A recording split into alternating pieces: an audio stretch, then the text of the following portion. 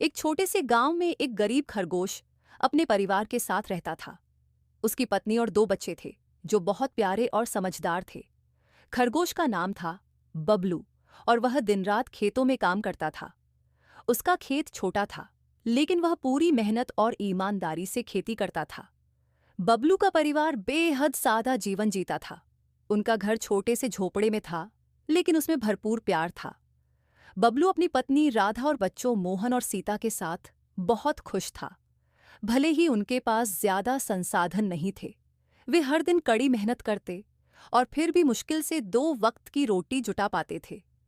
बबलू अपने खेत में बहुत परिश्रम करता, लेकिन फिर भी कभी-कभी फसल सही से नहीं उगती थी और उनका जीवन कठिन हो जाता था। एक दिन बबलू ने अपनी पत्नी से कहा, राधा, हमारी मेहनत के बावजूद कभी-कभी ऐसा लगता है कि जीवन में बहुत संघर्ष है। हम क्या करें जिससे हमारे बच्चों का भविष्य उज्जवल हो? राधा मुस्कुराते हुए बोली, सच्चाई और ईमानदारी से काम करते रहो बबलू।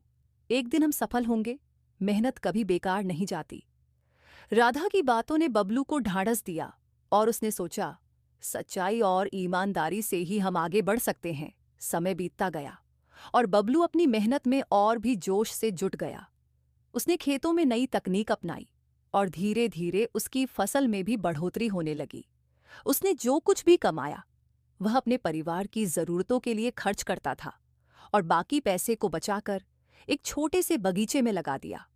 कुछ सालों बाद बबलू का संघर्ष रंग लाया। उसका खेत अब बड़ा हो गया था और उसकी फसलें भी बहुत अच्छी होती थीं। उसकी मेहनत ने उसे एक स्थिर और समृद्ध जीवन दिया। राधा और बच्चे भी खुश थे, क्योंकि अब उनके पास पर्याप्त भोजन था और बबलू ने अपने परिवार को अच्छे भविष्य का सपना दिखाया था। एक दिन बबलू अपने बच्चों से बोला, देखो बच्चे, जीवन में संघर्ष तो आएगा, लेकिन अगर तुम मेहनत करो, ईमानदारी से काम करो और कभी हार नहीं मानो, तो एक दिन तुम जरूर सफल होंगे। और इस तरह बबलू और उसका परिवार खुशहाल जीवन जीने लगे।